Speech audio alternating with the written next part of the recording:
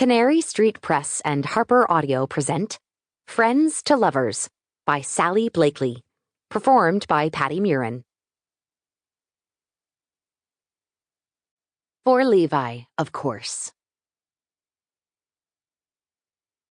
7 years ago. I thought I knew how our story would go, 2 parallel lines stretching into forever. But in retrospect, our lives were never destined to take that shape. If I had to pinpoint the moment they started to veer toward each other, it would be a Saturday afternoon in college.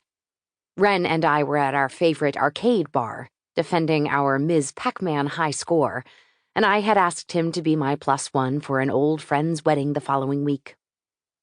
"You don't already have a date?" he said, chasing down an orange at one corner of the screen.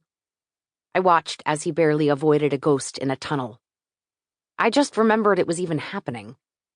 I had RSVP'd months ago, but forgot all about it until this morning, when I discovered the invitation buried under takeout menus, doodles, and Polaroids on my refrigerator. "Ah," Ren said dryly. He let the game sound out his death and turned to me. "So I'm a last resort." It was true that I hadn't had time to find a date, but Ren Webster was my best friend, a part of all my favorite moments, and there was no one I'd rather go with anyway. I widened my eyes innocently, trying to emulate one of his many noteworthy expressions. I used to say I hated his big brown eyes, that they had a way of doing me in, but in the end, it was just another thing I had misread. After a minute, he relented. "If you can beat our high score," he said, smirking as he nodded me toward the game, "I'll go with you." His reaction didn't seem important or all that surprising at the time. Just a joke between friends, another way to add R.A.J., Ren and Joni, to the game's top standings. And the wedding was yet another item to add to the list of all the dumb things we'd done together. I didn't think it would balloon, turn into anything beyond that one weekend. I didn't pause to think about the fact that he didn't hesitate long, and his yes was as good as certain.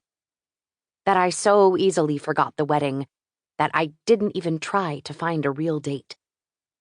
I didn't pause to think about it at all until everything was already ruined. But like any good story, life has its twists and turns. And sometimes, just when you think things are going to end up one way, those 2 lines head straight for each other. Sunday.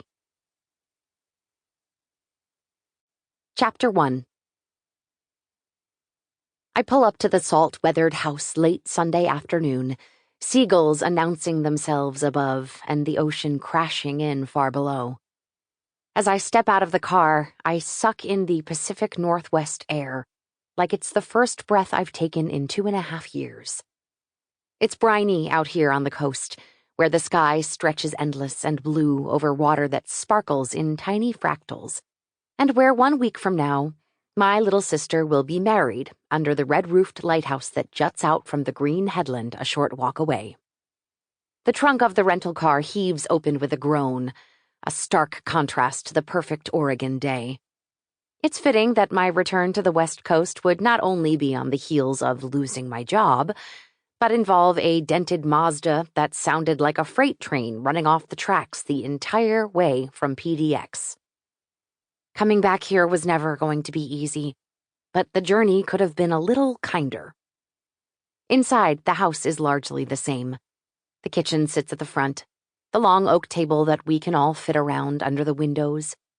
Through a small mudroom opposite are French doors leading to the screen porch that runs along one side of the house. When everyone else arrives the day after tomorrow, there will be laughter rolling in from the yard, conversation in the kitchen, music playing. For now, there's only silence. I drop my car keys on the granite island and walk my bags into the living room, where the sun streams in through the floor-to-ceiling windows. I should go upstairs and unpack, start the week on a Sample complete. Ready to continue?